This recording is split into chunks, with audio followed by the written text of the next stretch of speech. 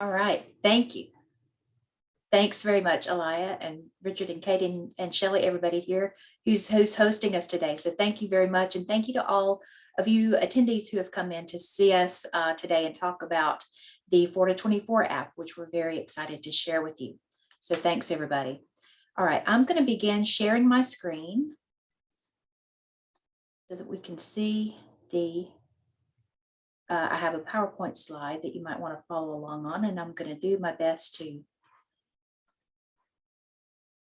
describe anything that might be of a visual nature in here as we go through. All right, if everybody can see that, we're going to go on along and we're going to talk about 4-to-24, which is the app for parents of students with blindness or low vision, and also for students when they come of age, starting at age 16. I'm Karla Antonelli, and I work for the National Research and Training Center on Blindness and Low Vision. We're located at Mississippi State University, and this is the app that we've developed under a NIDLR grant. So I want to tell you all about that today. So thanks very much. Okay, I want to get us kind of started off. Let's see, there we go. I want to get us started off with sort of kind of some food for thought kind of questions. So first of all, on the screen here, we have just a few photos depicting people kind of industrious and busy at work. We've got somebody who's working on a laptop, who has like a braille display device right beside them, somebody else who's working on a laptop using a touchpad, and a person who's walking across a campus on a sidewalk using a long cane, a white cane. And so food for thought that I have for you today is I wanted to ask you whether you yourself are a family member or somebody who has a visual impairment, or if you are a professional who works with people in the blindness rehabilitation field.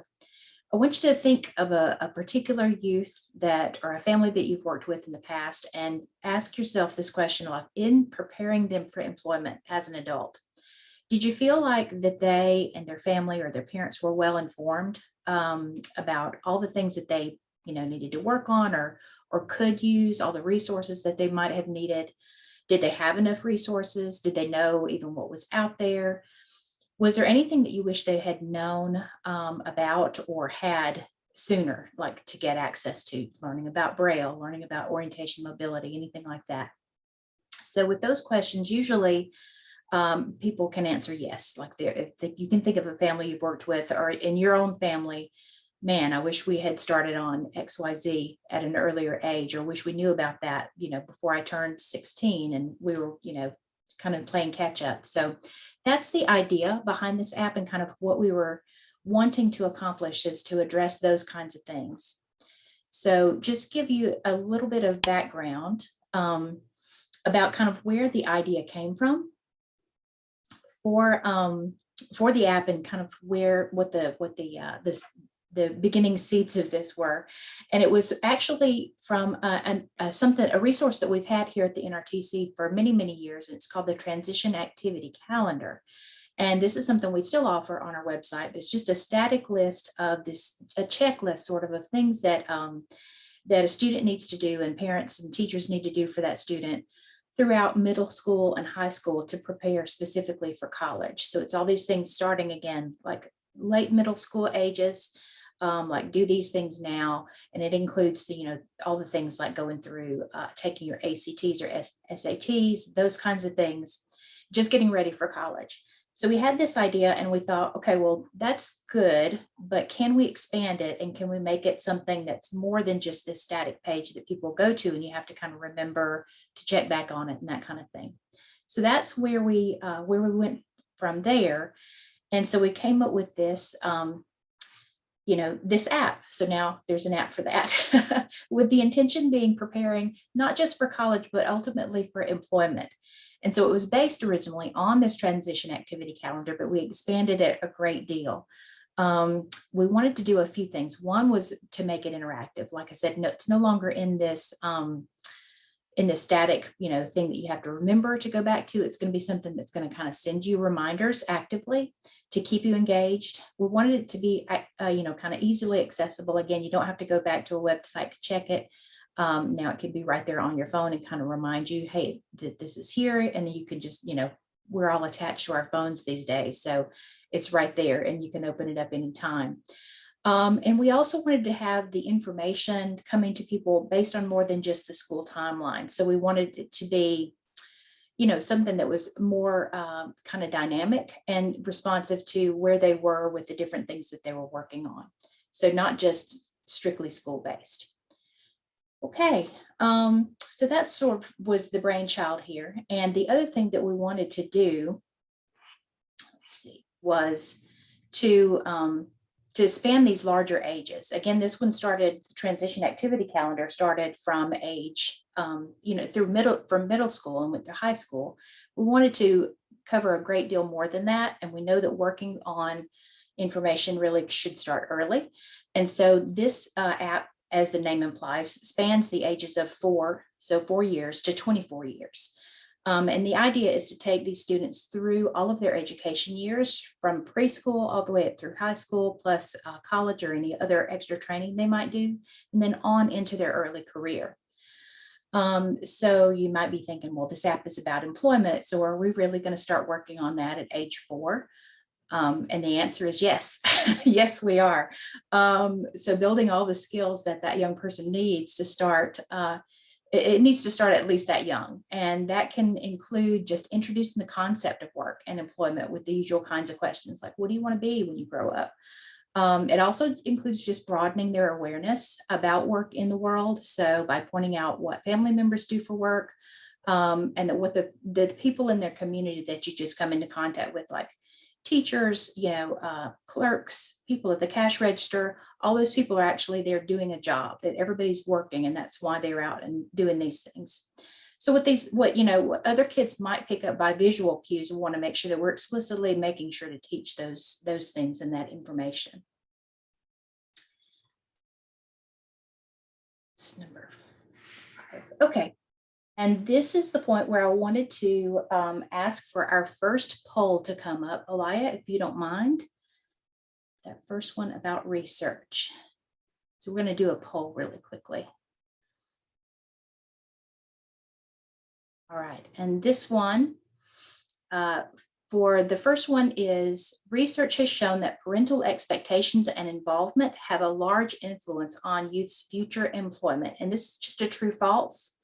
And just answer question number 1 is the one we're looking for right now. We'll come back to the others if that's possible. Is that possible, Alaya? Yes, absolutely.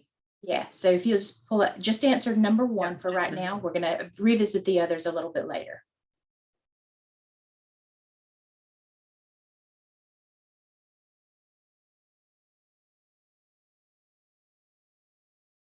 And are you able to see the participation on your end? Can. Okay, perfect. Yes. Yeah. Thank you. Mm-hmm.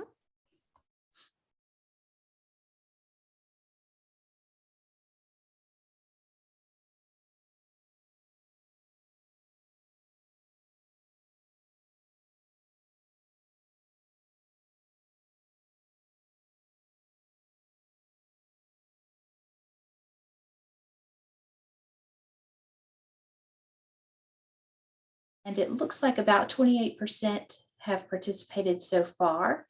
And if anybody has a preference to use the raise hand feature instead of the poll answers, that's okay too.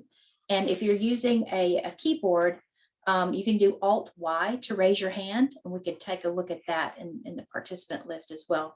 So you could raise your hand for true, let's say, if you prefer to do that.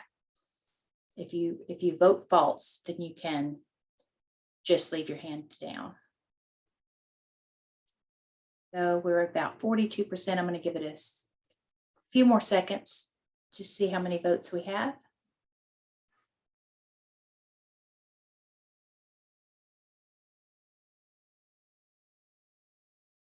So Deidre, if it's not allowing you to submit on your end, then just raise your hand if you feel like the answer is true.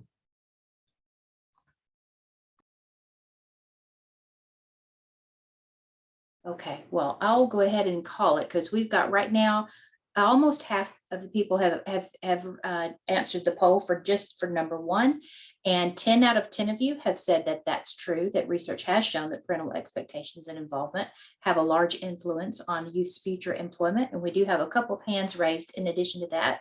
So thank you very much. And you guys who are voting true are correct. Nobody has voted false on that. It's sort of a giveaway, but we do have, research that's actually shown this and backed it up. So we know that research has shown that, parental involvement can have a great deal of influence about successful transition planning, and it's been substantiated kind of as a best practice.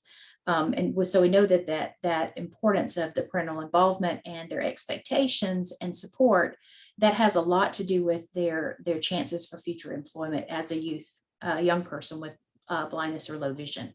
So thank you very much, and thanks for that poll. We can, I don't know if you can close it and reopen it a little bit later, but that one's Yep. good for I now. thought I closed it. Is it not closed on your end? Yeah, I just minimized it away. So, okay. All right. Thanks very much for that. you're welcome. Okay. All right. So with this in mind, this is the reason that we wanted to make sure that we created this resource specifically for parents. And so that's kind of the target audience, the parents and also the students with blindness or low vision. So this audience is who it's written for. It's written directly, speaking to the parent, speaking to the young person once they get old enough to use it themselves. So for some of you, I think it was maybe about half and half. It looked like some of you were professionals who are attending today. So where does this come in for you? And we are hoping that you might just be able to help us spread the word, to let people know, let students know, let parents know, and also to other professionals so that they can spread the word out to the people that they are working with and who they serve. I also wanted to note, it's important to let you know that there's no cost for this app. This is provided as a free resource. That's, again, our research and activities are funded by a NIDLR grant that supports employment for blindness and low vision. And again, the reason we wanted to target parents specifically, we know there are a lot of resources and information that's put out through academic circles and information that's going out to professionals kind of all the time, and you're keeping up with those things as they come out. But we know, since these parental expectations and involvement have a large influence on a young person's future employment, and informed parents can better kind of support and advocate for what their child's education and what they need as they're going through their educational years. Okay, so now that we have a little bit of background of why and who it's for, I wanted to talk a little bit about kind of how it works. What does it do? So the app itself sends out these modules of information. It's kind of like a little mini article. And it's about things like how it's important to get work experience while you're in high school, for instance, and that increases your chances of being employed later in life. Or maybe the importance of encouraging the joy of reading while your child is in elementary school, kind of to set them up for academic success. So that's the idea and sort of how it works. And before I'm going to go a little bit more into kind of the nuts and bolts of exactly how it accomplishes all these things, but I want to give you a little bit more background now about sort of the development and what we did to kind of put all of this information together.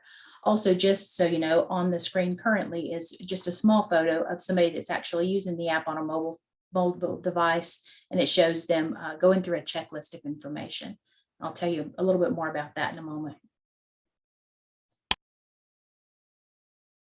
So it took a lot of time to put all this information together. And right now on the screen, I've got a timeline graphic that's just showing an arrow going across and the different time points of the things that we did to put this together. So we started out with planning it and then writing all of the content, then validating, editing, and then finally copy editing everything before we incorporated it into the app. So I want to take you a little bit through that process that we used to prepare all of this content that's in there.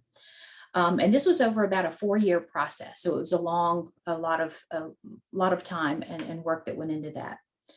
So those 5 steps, the first one was planning. And when you think about all the concepts and skills that a young person needs for employment, kind of beginning from preschool, well, that's like a massive amount of information, as you might imagine.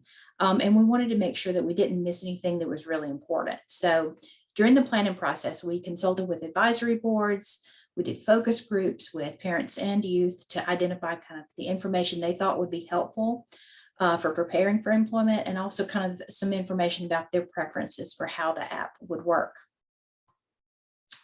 So this next screen is, this is a photo of actually one of our office walls, and this was our one of our team members, Jennifer Smar, while we were working on planning the app content and doing the ages, or doing the writing for the information for the older ages.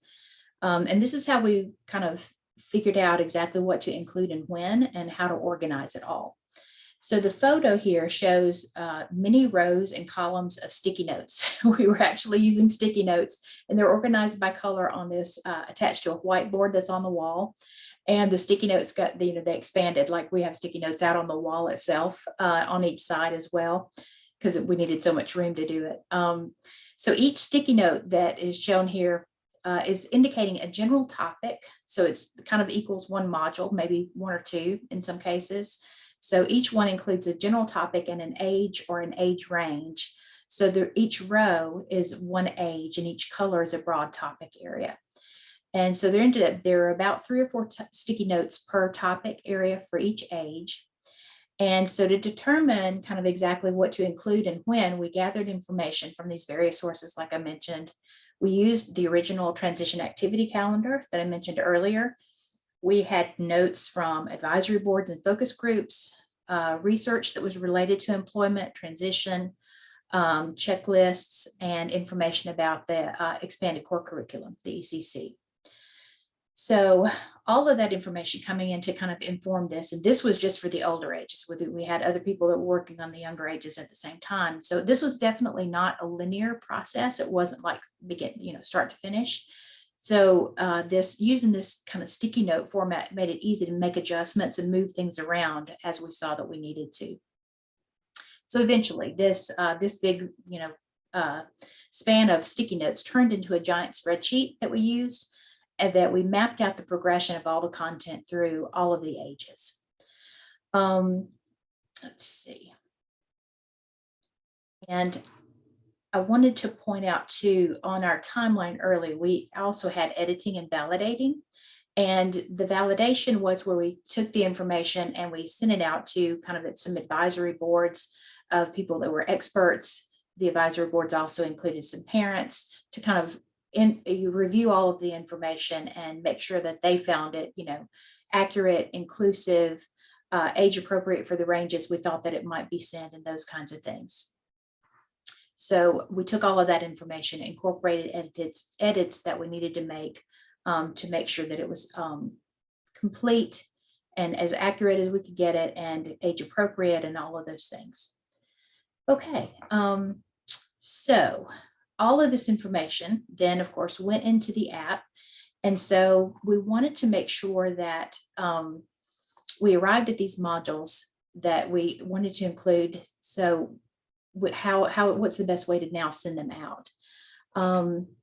So that's going to be based on several factors now. So we have, it's like the transition activity calendar was based on grade specifically, and in some cases age. Well, this one is based on the young person's age, their grade, and also the skills that they've either identified as already having, or the modules that they've already completed in the app. And we'll tell you a little bit more about how that works in just a few minutes. But so this allows users to kind of move through the modules in a way that's most appropriate for them. I do also want to mention there is one other version of the app that we have that's available, and this is not one we'll focus on today. We're going to talk more about this one in the future, but we do have an app that also, there's this whole separate set of content within the app that's specific for families with a child who is deafblind. And so this one is more age related, more specifically age related. And with this app, we had a whole separate set of content that's prepared for the parents of students who are deafblind and may have additional disabilities. And for this content, we partnered with a deafblind organization who are kind of experts in their field, and they prepared that base content and they advised us on how to deploy it. And for this one, they said it would be best to have it to be more age related specifically, but flexible within each module for ability level based on that. So the remainder of what I'm going to talk about from here on out is more about how the actual the version for blind or low vision youth, how it works as far as the setting up how the content is deployed over time. Okay, okay. We identified in all of these sticky notes, I mentioned that it was by color was indicating the topic. We identified all of these topic areas, and we named them somewhat broadly because, as you know, there's no one topic is kind of a silo or a silo by itself.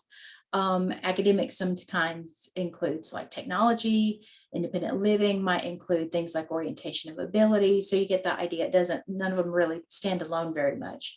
So we wanted to use these broad terms and these action verbs to describe them, each of the content areas, to try to kind of encourage some excitement about them. So for example, connect is mostly addressing technology.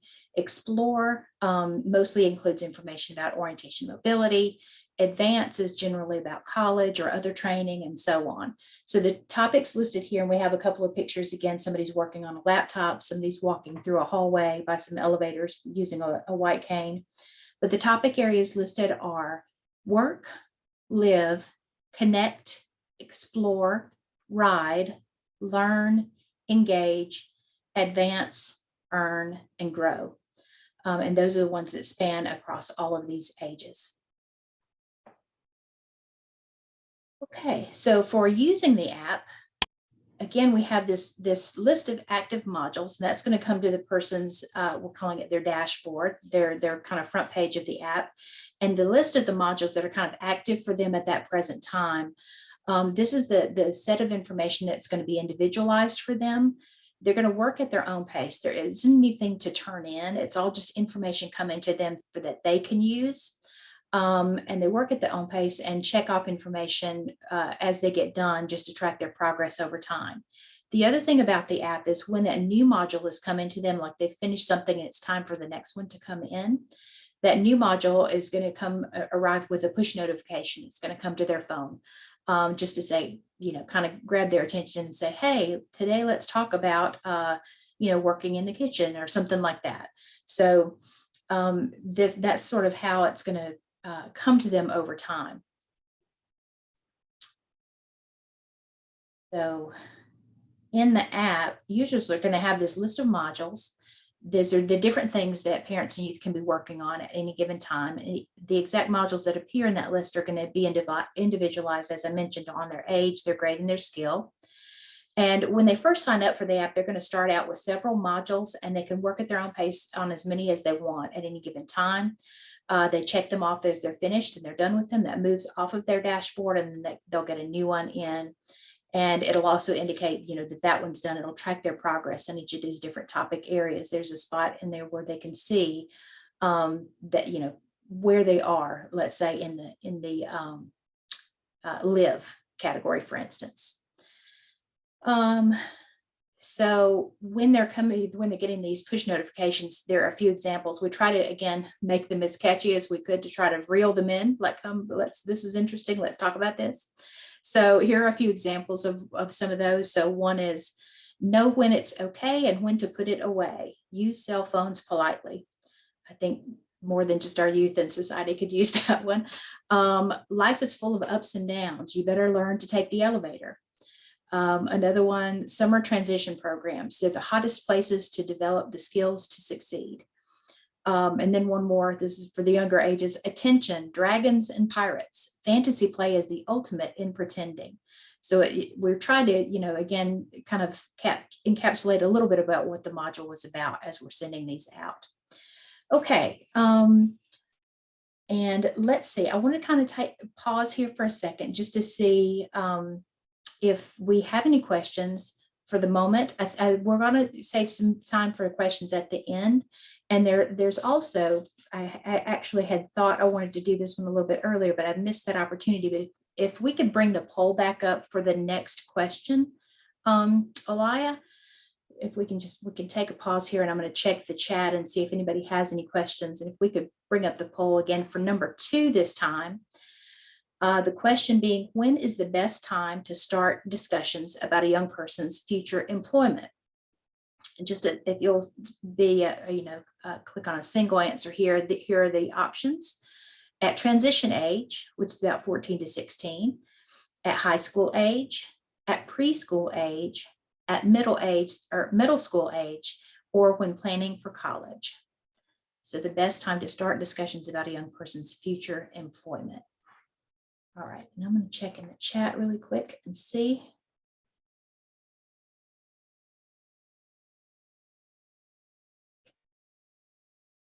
Questions so far. I have about 3 people have participated in the poll so far. If it's not allowing you to participate, then you can also just enter your answer in the chat. We have Deetra put preschool in the chat. Okay, one more vote for preschool.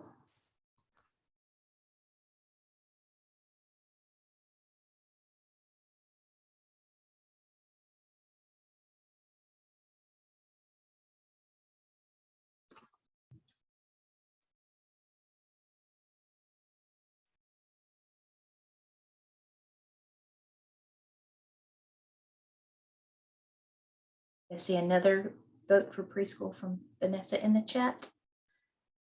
And we've got about 36% participated. Okay, so I'm going to go ahead and say right now we have 63% of those who've answered the poll said at preschool age. And let's see, 38% have said at middle school age. So that's pretty close. And thank you for answering those. And I'm going to vote for preschool. We actually do recommend that we actually start that age at least. And again, when we're talking about the young person's future employment, we're talking about all the ways that they need to prepare for that. Like I said earlier, even if it's just this question of, hey, what do you want to be when you grow up? Would you like to, here's what, our dad does at work, or here's what, aunt or uncle or somebody that, that the young person knows what they do for work. So thanks very much for that. And if there are no questions at this point, I'm going to go ahead and move on then to the next part.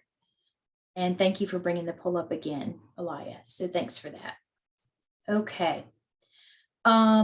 Let's see. So I gave you a few examples of the kind of the push notifications that come out to people.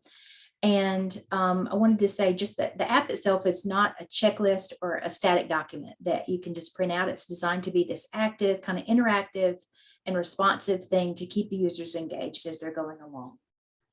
So we're going to go through with you kind of an example module, just a little bit of an excerpt for a few modules here. And so this one is the title of it is Live, Prepare and Cook Simple Meals. And on this slide, we've got just a depiction of kind of a corner of a kitchen countertop. And the push notification that the app user is going to get for this one, when it comes to their dashboard, it's going to say, let's cook together, stir up confidence in the kitchen. And so I want to read you just a little bit about, or from this actual module, give you an idea of what's in a module when they go through. So part of it is going to be this overview summary is the first part, and this is that one for this particular module. So a fundamental part of every adult's life is knowing how to cook. Whether we prepare simple foods such as sandwiches or more complicated meals, we still need to know how to get around in the kitchen. The same is true for your son or daughter. The earlier he or she can learn to make simple meals independently, the more familiar and comfortable he or she will become in your kitchen over time. By giving your son or daughter this early exposure, you'll help him or her develop the concepts and skills that he or she will need to become more confident in the kitchen, begin preparing his or her own simple meals, and cook and prepare meals independently. So within each module, it's going to have a brief summary like that at the beginning, and that's going to have sort of a place they can click on for more information. And it goes just more in depth into, exactly what the concepts are behind this, why it's important for their future development, including up to and including being ready for employment. And if there's any research that we want to, to specify, like, hey, this has been shown in these studies before, that kind of thing. After that, there's going to be a section called activities or suggested activities. And this is just a checklist of things that they can do, that the parent and the youth can do to work on this particular topic. So for this one of them is assign your son or daughter a day of the week when he or she will help you prepare the day's meals. You can also choose a specific number of meals that he or she is expected to help with each week. Another one is provide more opportunities for your son or daughter to practice skills by asking him or her to help you with a part of a new meal or setting aside time for practice. Some important skills to practice include mixing in a bowl, using appliances, or measuring ingredients. And so it's just a list of a few different things that they can do to work on this. Just one more, just so you'll know, these are also included because we also encourage a lot of the activities that are listed are things having to do with reaching out to their, the professionals who are working with them. So this one says, consult your son or daughter's TSVI about instruction in meal preparation or adaptive techniques that are being taught at school so you can reinforce them at home. Be sure to tell your son or daughter's TSVI that what you're working on with him or her at home so that they can also reinforce those skills at school. So after the selected activities, sometimes we'll have a list of references, like if there are particular articles or books that we've pulled information from, we'll list those. And then finally, at the last thing in the module listed, and this is a big one, is resources, where they can click to go to other resources that are on the web or find out more places they can order things and things like that. But a couple of resources here, the vast majority of the resources that are listed in the app are these free resources that they can just go to. So this one it links out to an article called Momables, Teach Your Kids How to Cook by Age. And that provides just basic ideas on what your son or daughter can do in the kitchen at each age. There are also a lot of links to different recipes for kids.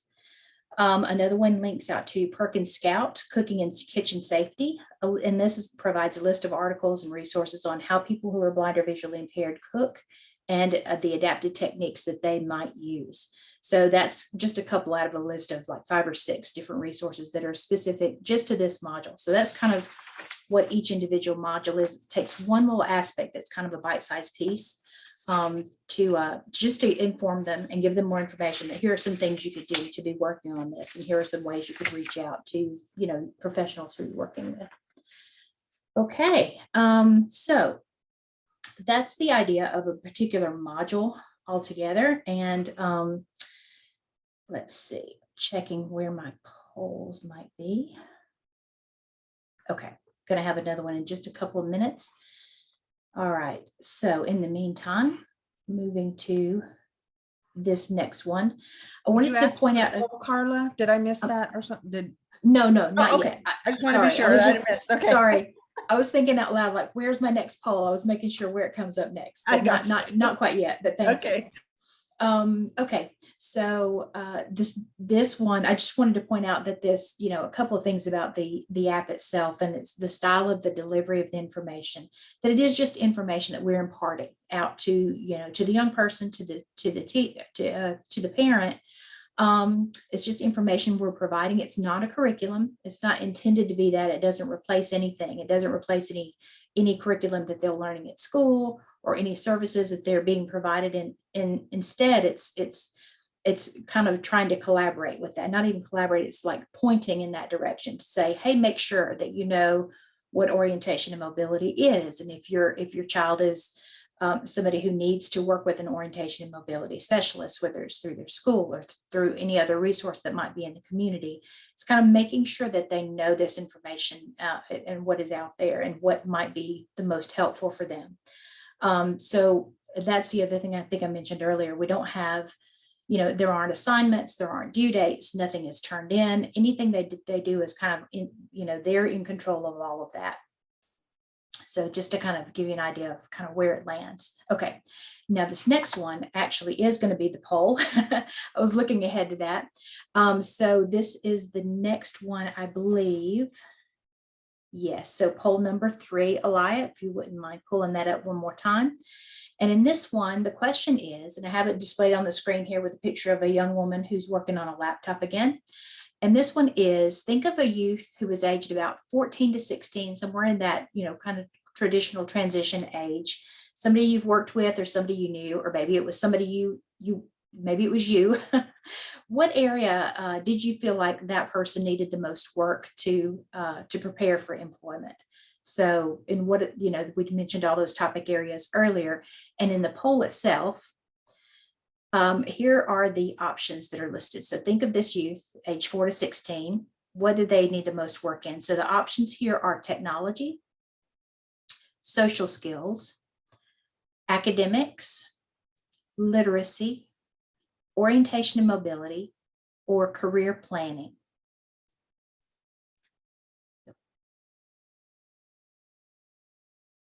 Have an idea of what that might be? Or even if you have somebody, if you don't have somebody you've worked with, I have one vote that's in the chat that's for one vote for career planning so far, a couple. Right, and it looks like maybe they can't see the poll yet. Is it open now? It looks like it might be open now. Can they see it now? I see the poll. Somebody is saying they can't see it. Oh no, some can apparently. Okay. That's weird. Yeah, because I see it there. Okay, Yeah, responses okay, are coming there in. we They can go. see it now. Hopefully it's going to come up for you guys now.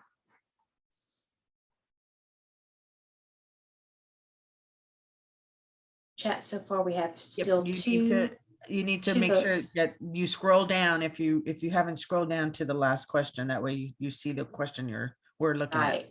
Yeah, it's the very last one. He's voted for technology in the chat, 2 for career planning.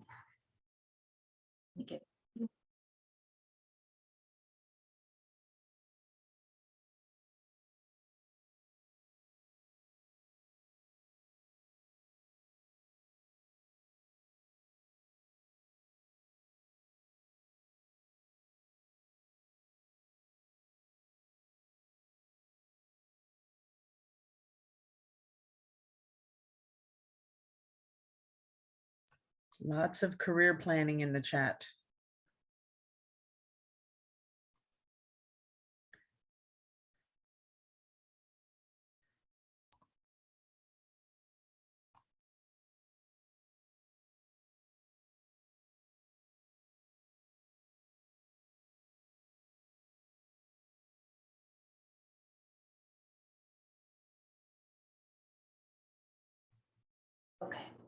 Okay, I'm seeing about 5 people have participated in the poll so far, in the poll itself, and we have 40% of those have actually said orientation and mobility. 60% have said, again, career planning. So that's obviously a really big one because we have several votes for that in the chat, and a couple for technology as well. We know that especially these days, that's a really big one. So thank you all for voting for those things. And a lot of times you'll see there's a little bit more, some people we've had responses for social skills was a big one. Occasionally, it depends, I think, on the age of the person, and hopefully by 14, 16, things like literacy and social skills have kind of, they've come along with that. But even at that age, sometimes not. So thank you for that. But as you can see, you can kind of see that they're a little bit, not everybody's in the same place, right? So somebody could be really doing well in, their academics or their social skills and their social kind of engagement, but they need work in technology, or, they're coming along and they're pretty good with their travel skills and things like that, but they haven't done a lot of this career exploration and vice versa. So we wanted to be able to address that in the app and kind of make it responsive to that. So to do that, we wanted to, again, base the app and what it was sending to people a little bit on what they were calling their benchmarks. So this is something that we do, or that the user does when they first go in and sign up and they create their account.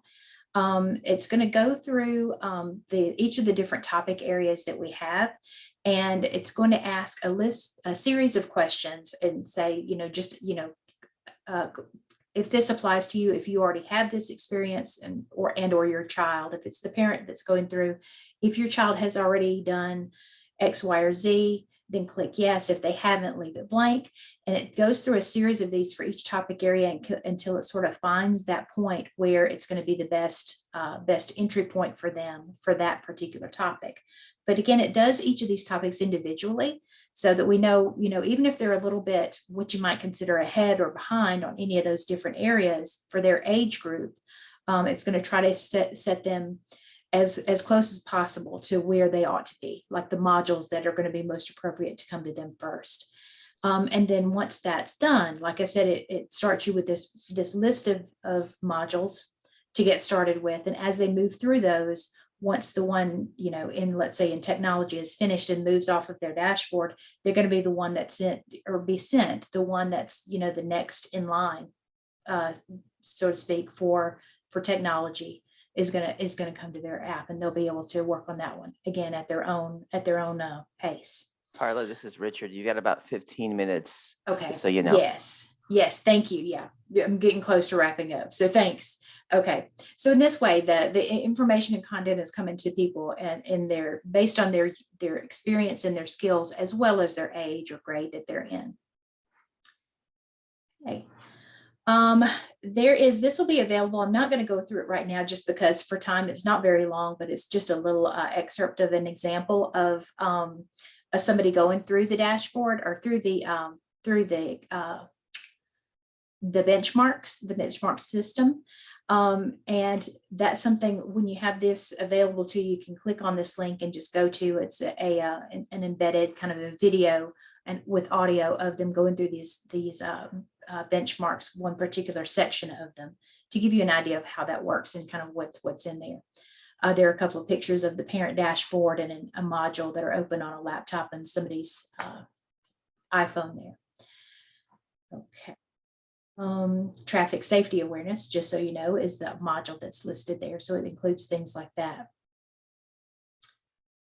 All right. So with this, once people are set up and they have this initial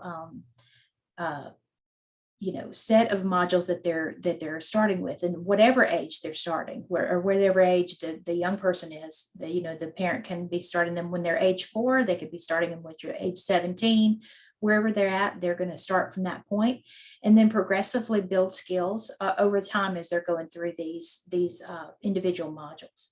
Including, up to and including the college preparation and all those activities, work preparation, and we even get into the early career, like once you've started a job, like, fitting in, how to handle different conflicts, things like that. And in the, job searching phase while they're actually actively looking, things like, negotiating your salary and all those things. So we're trying to get them, as much as possible to get all of this information out to them so that they're kind of have some guideposts along the way. So to start to wrap us up, we've got here on the screen just pictures of various people at different life stages. Let's say there's a parent with a young child, looks like a young boy, and they're working on something at the table. A family that's on the beach. We should all be so lucky.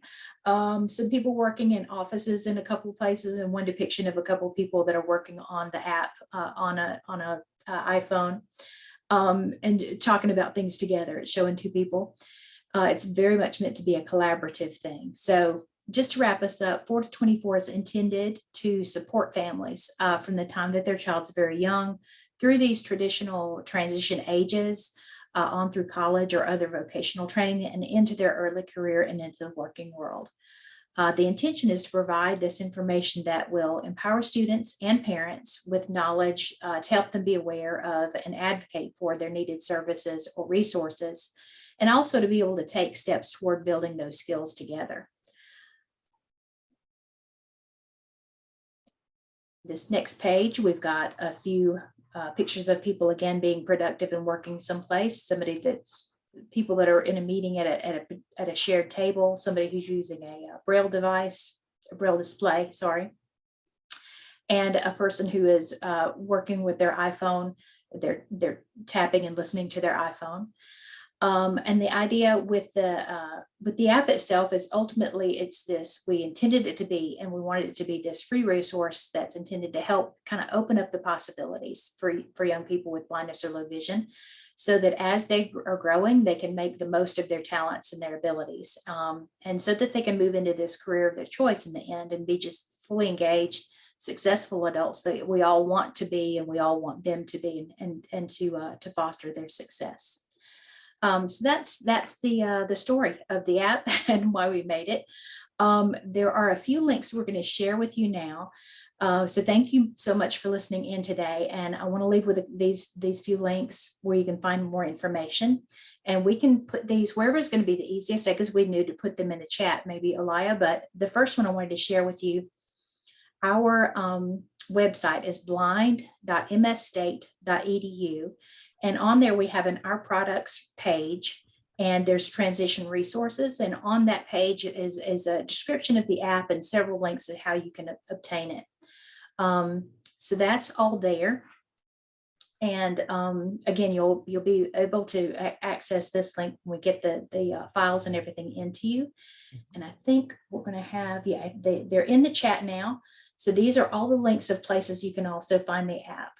And again, when you go into these links, like their information on our website and the places where you can get the app for Apple or for Google, for Android, all of those are linking directly to where you can download and obtain the app. And again, it's the resources set up for parents or students. I do want to tell you real quickly, and then we have just a few minutes for questions still.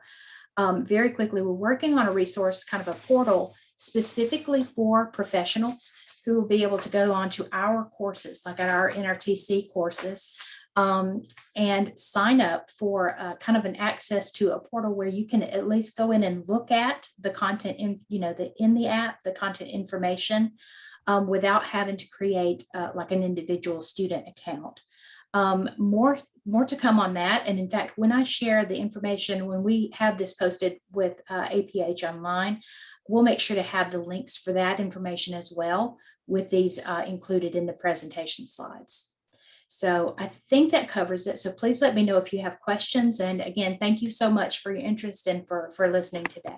Karla, such a brilliant conversation and presentation. And this is Richard speaking. And I when you were planning this 2 or 3 years ago, I was like championing this, going, hey, I can't wait for this to come out. And I'm so thrilled that this app is out and in the hands of many, and hopefully after this webinar, many more. Yes, thank you. Yeah, thank you, Richard. Yes, we were very anxious for it to come to light as well. So thank you for that. Okay, let's see. I have a question in the chat. As a parent of 2 children who are blind, it lets me register with just one of my children. Do we need to? Yes, actually, you don't need to create 2 different logins. There should be. It's been a long time since I've looked at that screen, but there should be on your parent dashboard, there should be a button you can click that says add student.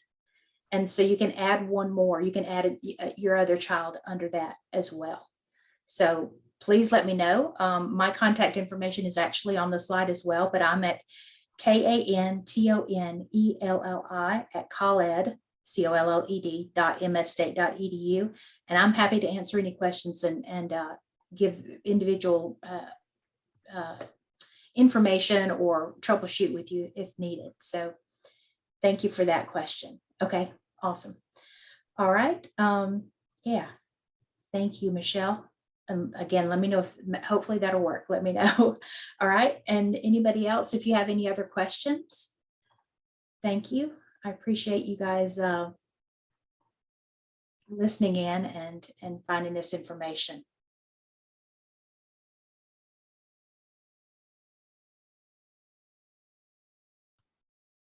Thank you, Elia, for putting the links in the chat as well. Yeah, if anybody has any other questions, please put them in the chat so we can, oh, that's awesome. You've got a comment, loving the app already. That's wonderful. Thank you. Thanks. Can we use that in our advertisement? Loving the app already. Yes, that would be awesome. Thank you. We did do, this is one thing I didn't take any time out to talk about. We did do a couple of field tests where we actually had, before we made it public, we had some families use the app, asked them to use it for a 6-month period, just to see how it worked for them. And we got a lot of really good feedback about some, how it was working and things.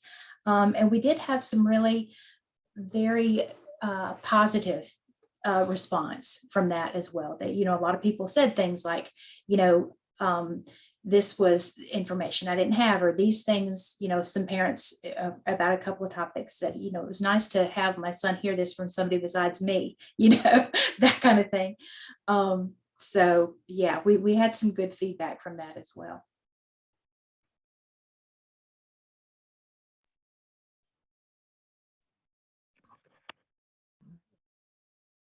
Any other questions? I know I learned a lot about the app this morning, for sure. A lot more than I knew. You knew? So this is, Okay, Yeah. good. yeah, this is great. I think this is what the field has really been waiting for in so many ways. I like how it's definitely centered for parents, but how TVIs can also, participate and help the parents use this. So this is, I think it's good for collaboration too.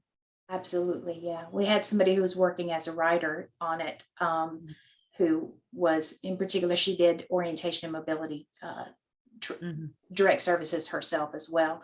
And she would come back to it. It's like, what did that one module say? Just for ideas of things she could work on with them. So yeah, it's, and like I said, we as we were writing it and editing, we went through it, and there were a lot of times that I was like, hey, this is good information for me to have. I need to remember this. Right. Go ahead, Richard. I'm sorry. Oh, well, we can talk about this after the webinar, but I was also thinking, Karla, this might be a great presentation if we do something during the annual meeting, Elia. Yes, absolutely. Yep, I'm thinking the same thing. It's perfect. That would be awesome. Hey, tell me the time and place. I'll go anywhere to talk about October in Louisville. October in Louisville, exactly. Sounds lovely. Great time to be there, right? Yes. Yeah. Okay. Well, let me see one thing here. Okay. Well, if there aren't any more questions, I will. I'm going to pause the recording so that I can give our closing code. So give me 1 second. Okay, so thank you so much, Karla, for being here this morning and sharing this awesome information about this. I think this groundbreaking app that we can use to work with our kiddos starting at 4 years old. I know I'm a big advocate for starting transition at birth. we do with kids who are not visually impaired. So our kiddos who are really are, they're no different. We need to be working on it from the beginning, just like we do with every other kid. Absolutely, yeah. We just don't think about what we do with little ones as transition, but that's what it is. We just do it in a play way, Great, exactly. Yes. But as they get older, having this app, I think, is going to really help parents too, kind of help guide them through getting their kids ready, for that next stage of life. So thank you so much for all the work you've done and for being here to present this information. And we are looking forward to the next webinar that we can do, maybe focusing on the deaf-blind piece. Absolutely. Yeah, I know we have a lot of parents who would love to learn about that. So, and thank you all, everybody in the audience, for attending this morning. Look for the recording in a couple of weeks, and we look forward to seeing you back at our next webinar. Thank you so much, everybody. Have a good Saturday.